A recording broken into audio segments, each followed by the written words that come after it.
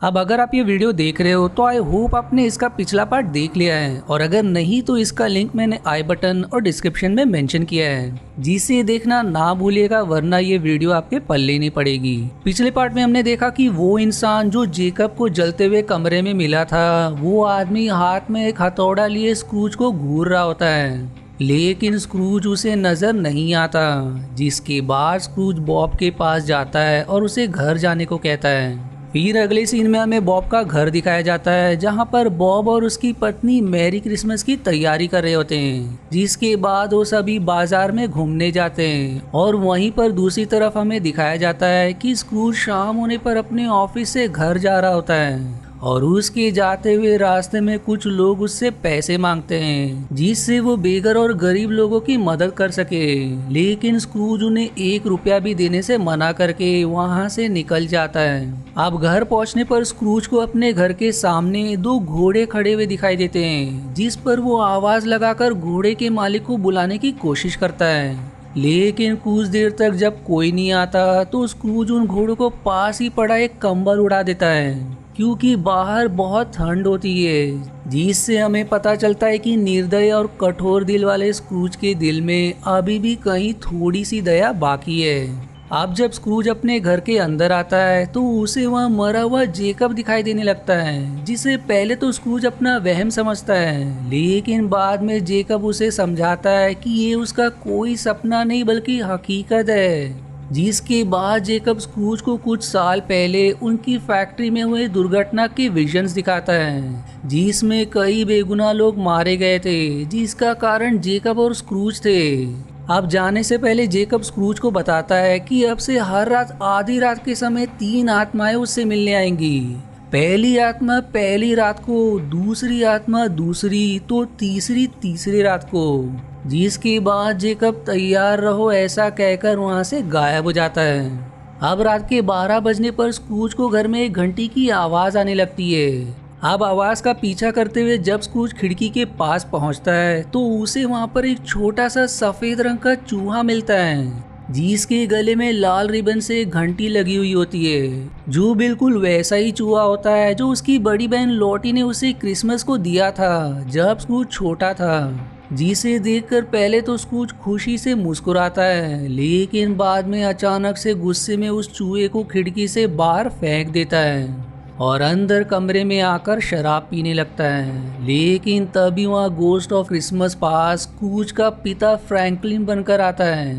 अब अपने पिता फ्रैंकलिन की आवाज़ सुनकर स्क्रूज डर के मारे छुपने लगता है, लेकिन उसका पिता उसे ढूंढ लेता है। जिसके बाद स्क्रूज और उसके पिता में हो रही बातचीत के दौरान हमें पता चलता है कि स्क्रूज को जो चूहा अपने बचपन में क्रिसमस में तोहफे के तौर पर मिला था, उसने गोल्ड की बनी हुई घंटी पहन रखी थी, जिसको लेने के लिए फ्रैंकलिन ने उस चूहे को मार दिया था। जिस पर स्क्रूज अपने पिता से रोते हुए कहता है कि आप उस चूहे को बिना मारे भी वो घंटी ले सकते थे। जो सुनकर फ्रैंकलिन गुस्से में आकर स्क्रूज को डंडे से पीटने लगता है, और तभी वहां पर वो सफेद चूहा आ जाता है, जिसे फ्रैंकलिन पकड़ लेता है और स्क्रूज के सामने ही चाकू से उसकी गला काट देता है। जो सब देखकर स्क्रूज डर के मारे अपना मुंह छिपा लेता है। जिसके बाद गोस्ट ऑफ क्रिसमस पास्ट अपनी असली रूप में आता है और स्क्रूज को अपनी गलतियों के लिए माफ़ी मांगने को कहता है, लेकिन इतना सब होने पर भी स्क्रूज माफ़ी मांगने से मना कर देता है। जिस पर फिर गोस्ट अपनी उंगली पर अपनी टोपी घुमाने लगता है, और देखते ही देखते वो दोनों स्क्रूज के बचपन के दिनों में पहुंच जाते हैं। अब यहाँ आकर गोस्ट स्क्रूज के बचपन के फेवरेट हीरो अली बाबा का रूप ले लेता है।